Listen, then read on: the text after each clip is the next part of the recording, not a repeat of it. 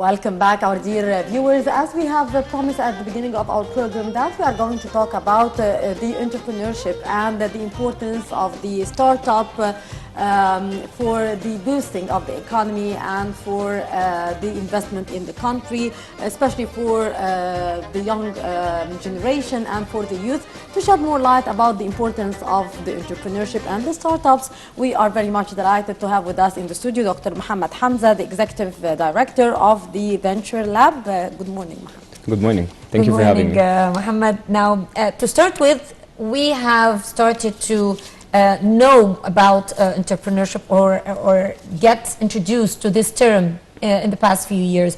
So not so many people know what is entrepreneurship and what good does it do to boost the economy. So would you explain that in the beginning? Sure. So entrepreneurship is kind of the act of trying to start any new innovative business.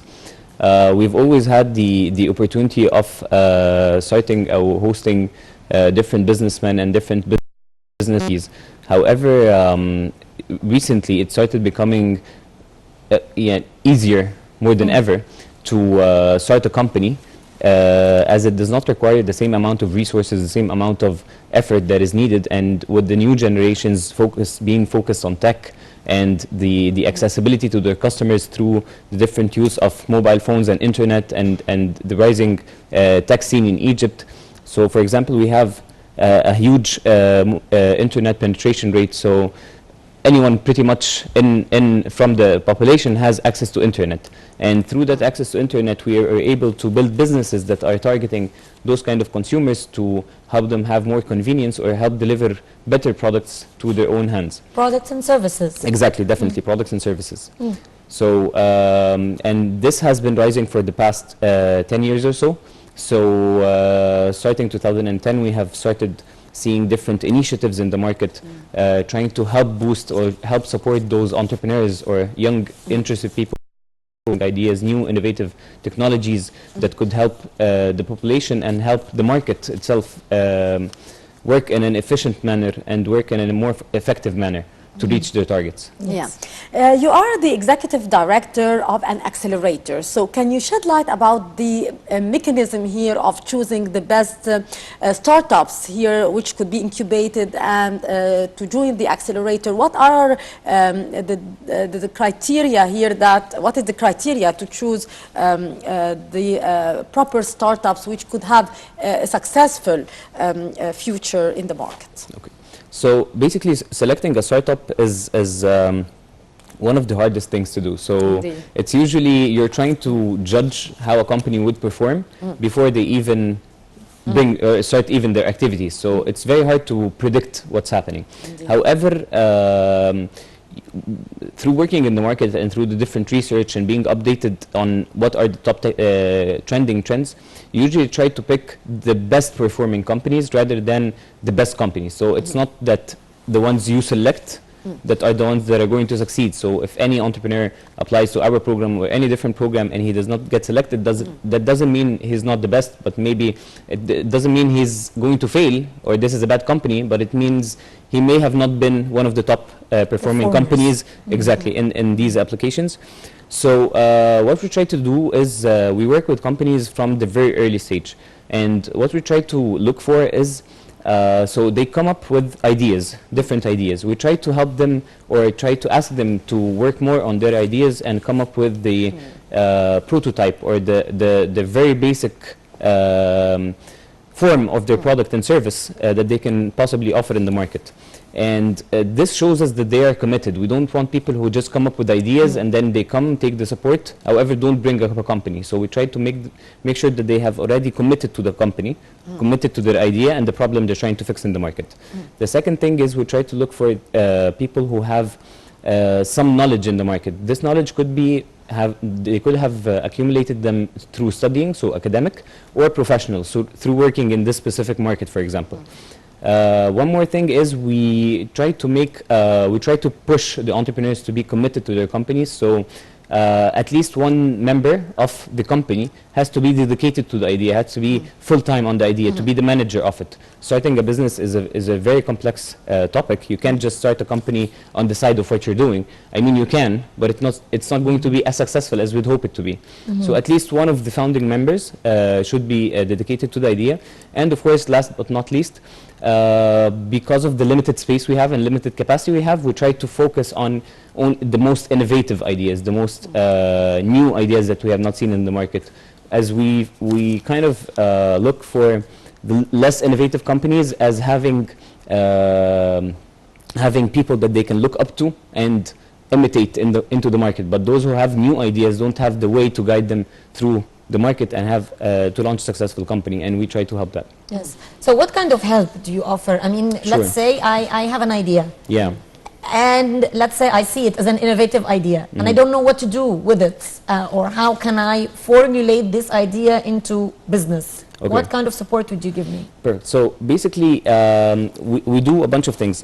Before even joining the program, we do some outreach activities. So we try to help different entrepreneurs to learn about what is there in the market, and if I have an idea, how can I fix it? So if I find a problem into the market and they want a solution, this typically is not the best solution yet, but you are on the right track. So what we do is we do some outreach activities. We have something that we call an ideation session. So it's more of a 3-day training where we work together to make sure that we refine the idea or try to work on paper and make the idea the best possible way it could be to better suit the market. And then the second part is sometimes there are events in the market that are called hackathons. Hackathons are usually events where you're encouraged to build the company, to build the product or service. So for example, even if it's a service, it needs a channel. How will it be delivered to the customer? If it's a website, if it's an application, even if it's going to be physical stores, like how are you going to introduce the product to the market? And we try to make sure that we match between the entrepreneur who has the idea. Sometimes he may not have the skill to build the product or a service itself. So we try to make sure that we invite diverse groups from different background experiences in the community, and we match them, and we try to come up with the solution. And this, by then you would have an idea and the prototype we were talking about. And then we go through the application. So after the application, after we do the selection, we work with the entrepreneurs for 4 months. Mainly the first month, we are focused on trying to see the different dynamics and explore the different ways that they can sell in the market. We usually have brilliant companies. We usually have brilliant engineers in Egypt. We have brilliant people with very, very interesting ideas and very interesting innovations. But you would get someone who, for example, invents a phone, and he tells you this phone in the market goes for £10,000. But we have been able to produce it for £4,000. So we're going to sell it for £5,000, which is good. However, in order to build a sustainable company, we want companies that would grow and not just offer this phone, but offer next year a new phone, and then the year after a new phone. So this all entails hidden costs. To stay in the market. Exactly. Not to die out. To stay in the market. And to survive the competitiveness. Exactly. So to grow the company and survive the competitiveness and invest into research and development to come up with the version 2 of the product. So as we see, all global companies, they have first year phone 1, second year phone 2, and they keep updating the phones themselves. So this research is a costly thing, exactly. Mohamed, and definitely. And this brings us to another dimension of the issue, because here I need people to, now I have an idea, for example, as you mentioned, the phone, but I need more onto it. I need researchers, and I need someone to fund the researchers in order to help me survive the market. Yes. So what we do is we know definitely that your second product is going to be harder. But what we focus on in the beginning is we try to build the best strategy that will help get you the money necessary to be able to reach a second product. And this is what we try to do. So at the beginning, it's more about the strategy of the company. How are you going to sell? What is going to be your pricing strategy? What do you expect to be your costs, and what do you expect to be your revenues? And how are we going to make sure that both are matching while maintaining a specific profit margin, so that you will be able to later on attract investments and grow your company a little bit bigger?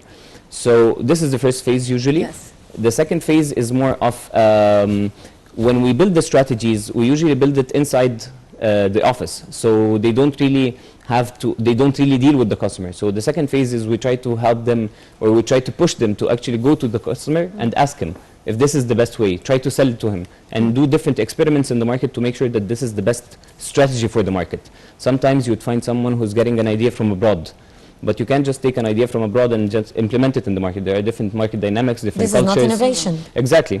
So you try to make it fit the market, and this is the hardest thing, like making sure that whatever you're doing outside, you're fitting it. And we have seen multiple ride-sharing applications opening in Egypt, and while launching in Egypt globally, they never offered, for example, payment options such as cash. However, when they came to the market, they adapted, because they knew a lot of people in the market prefer to use cash, so they adapted to accept cash payments as well. Of course, this is shifting as well, but anyway.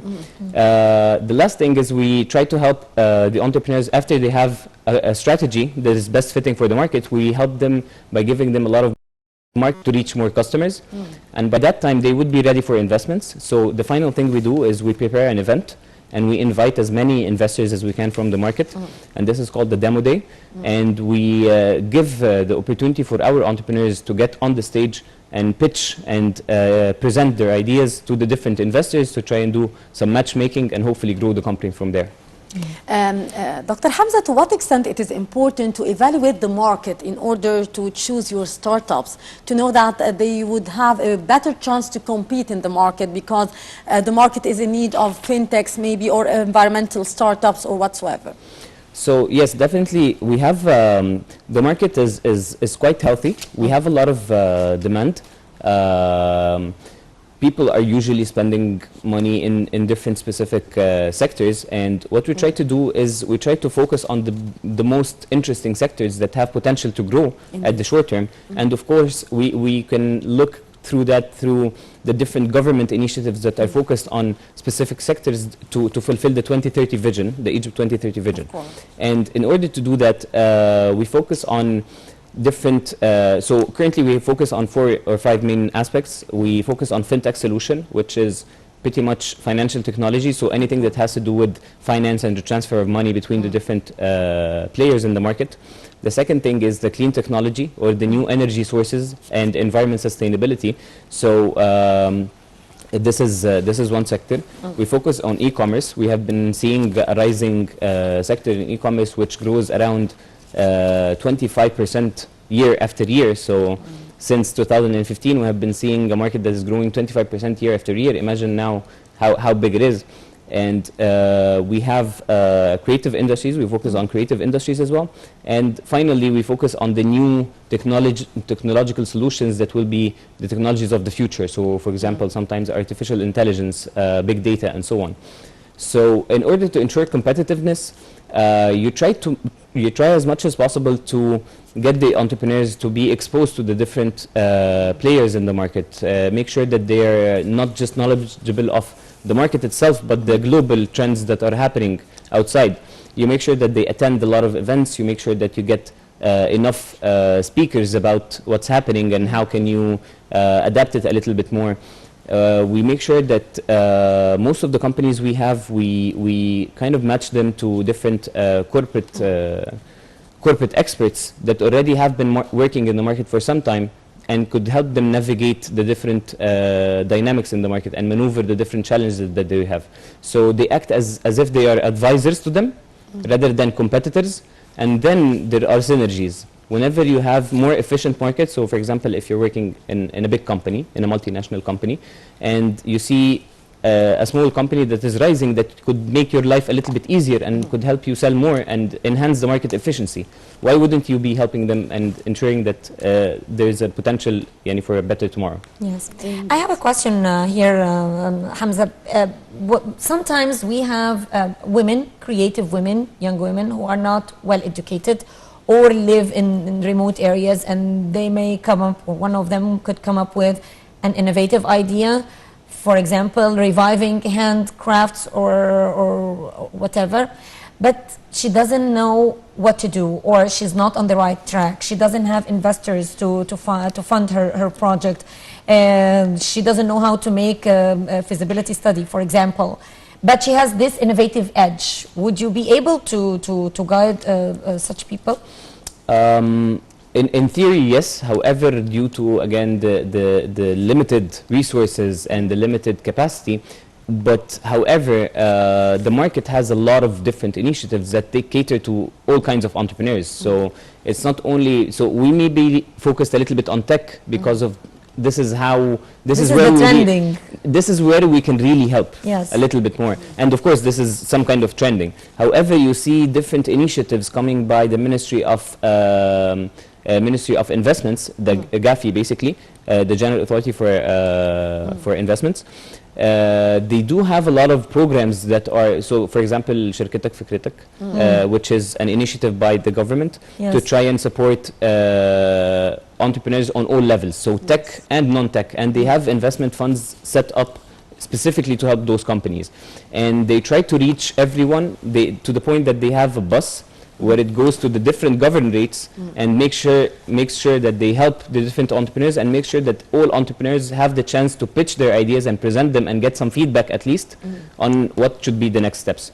So these are the different mechanisms in the market. However, we're not limited to tech, so if anyone comes and asks us for help, we try to help as much as possible, even if they're not eligible to the market. Indeed, Dr. Mohamed Hamza, Executive Director of the Venture Labs, thank you very much for being out. Thank you very much, Dr. Hamza, and thank you, ladies and gentlemen, for being with us in this edition of The Breakfast Show. You were in the company of my colleague, Minister Rabia, myself, Helen Hamalawi, with signing off for now and wishing you a very good day.